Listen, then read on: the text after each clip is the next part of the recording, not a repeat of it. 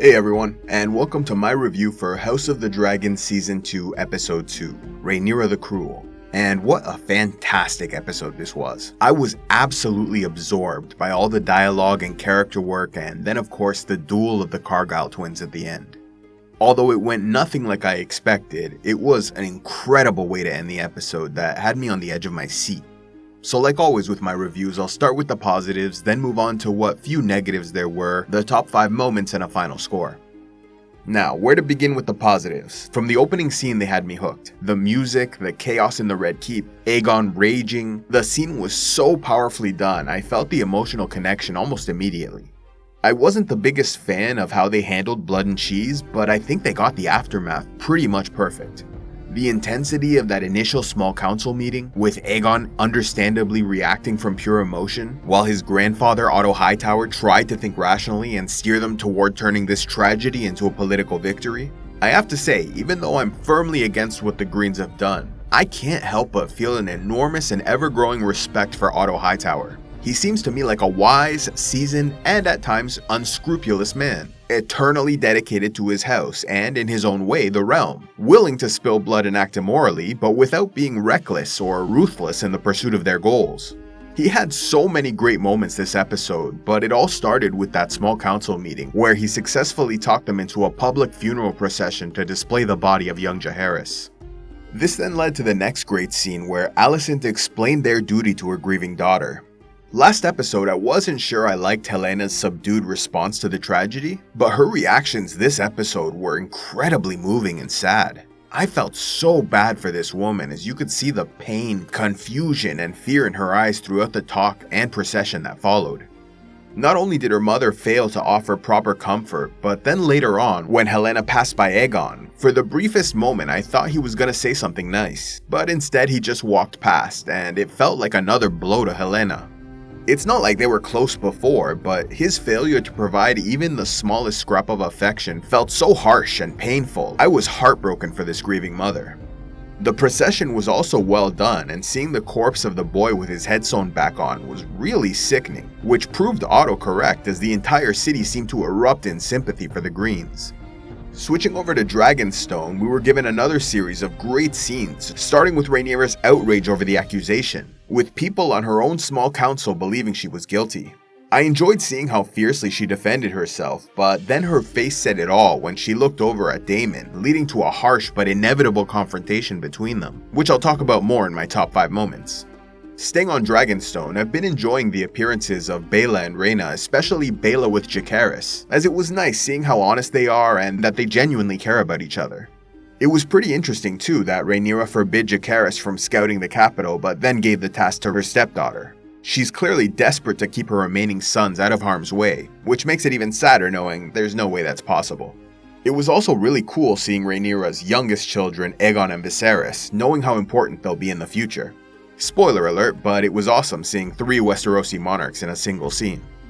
Returning to King's Landing, I was furious with pretty much everything Criston Cole Serra did this episode, and seeing him promoted to Hand was horrible, but it was all so well done that I enjoyed hating it, and was captivated by nearly every moment. Criston Cole is really turning into a proper villain I can root against without much sympathy.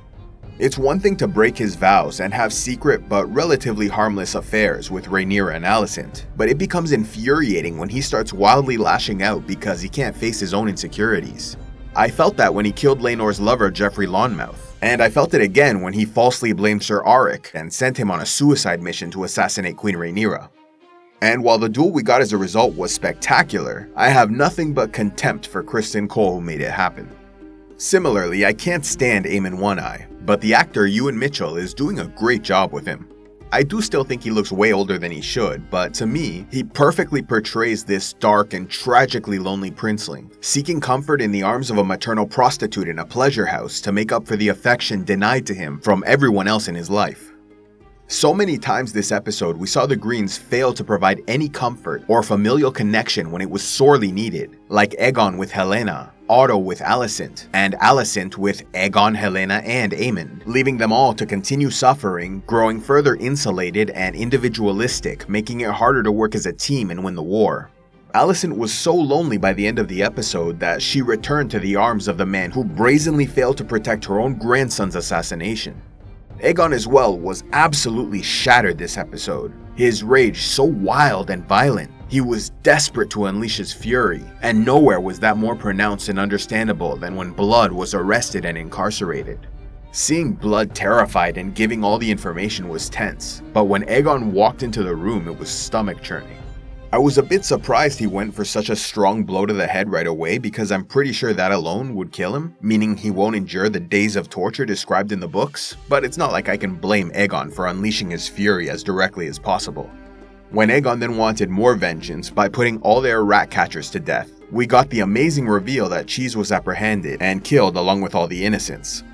Initially, I was a bit disappointed they revealed what happened to him because I really enjoyed the mystery in the books and the possibility that he somehow escaped. But even so, it was a really cool reveal and finally gives us an ending to the story of Blood and Cheese.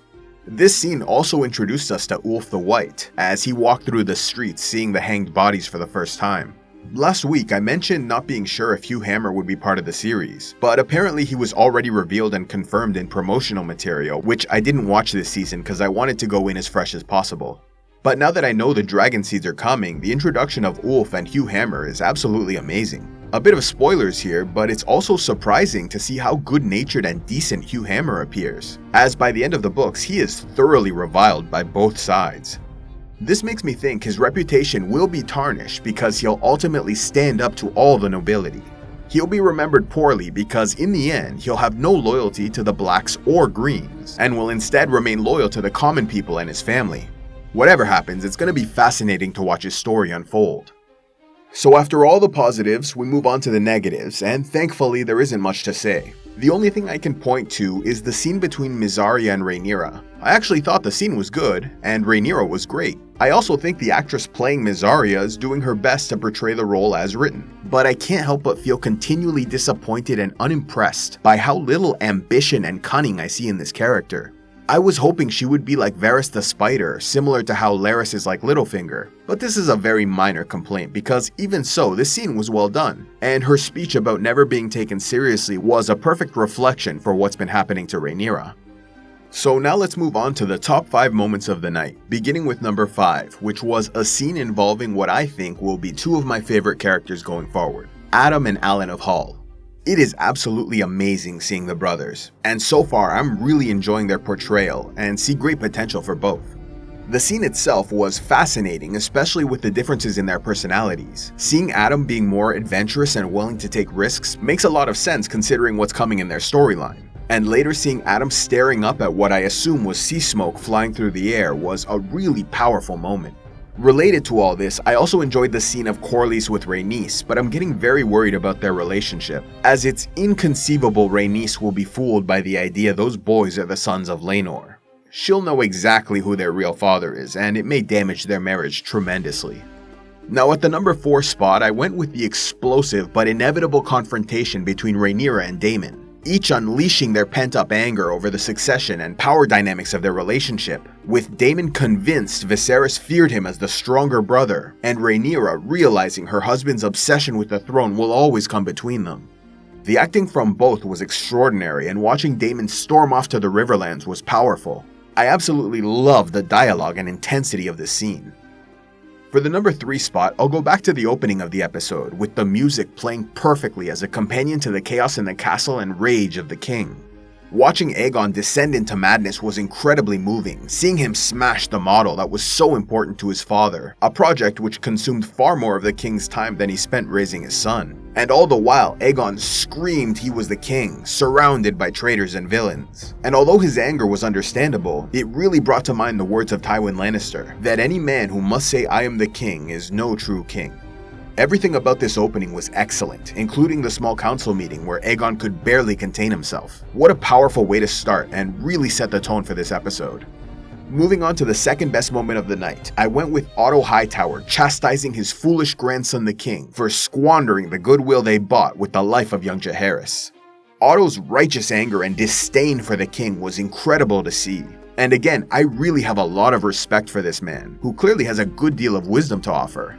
Although I do agree to some extent with Aegon and Criston that they need to be more aggressive in the war, lashing out recklessly is not the way to do it. And Otto was absolutely correct in everything he said. Then, seeing the look on his face when he realized Viserys, for all his flaws, actually was a good king, far better than Aegon could ever hope to be, was priceless. After all that, it was inevitable that Aegon, remembering the words of Larys Strong, would fire Otto, but then he appointed Criston Cole as Hand of the King, promoting the Lord Commander because he sent Ser Auric to assassinate the rival queen.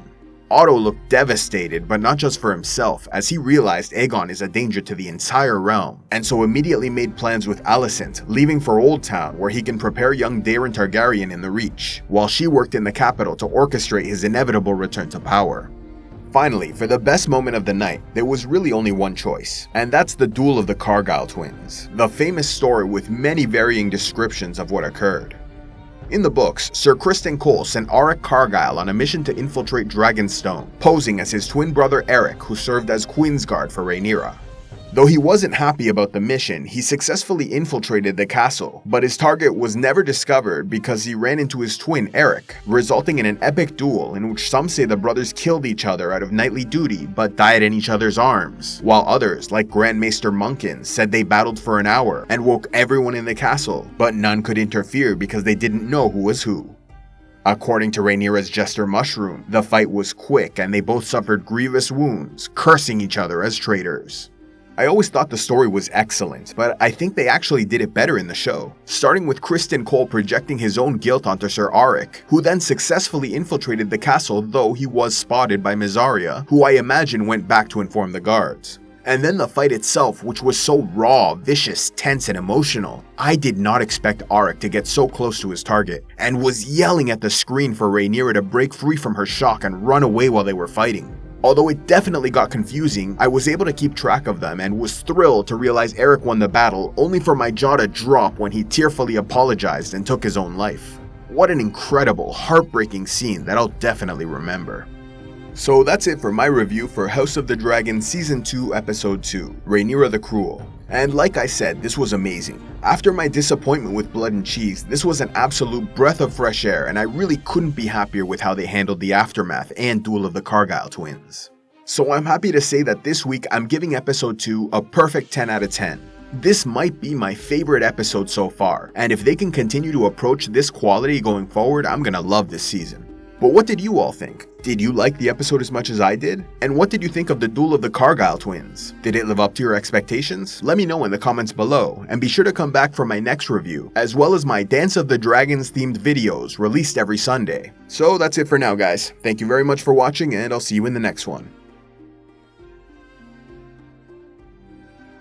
A special thanks to all those who contribute to CivilizationEx, like Sir Daeron of House Ashford, Fred Heartless, Knight of Iron and Ice, Ishmael Ahmed of Shamidiana, and Barachado.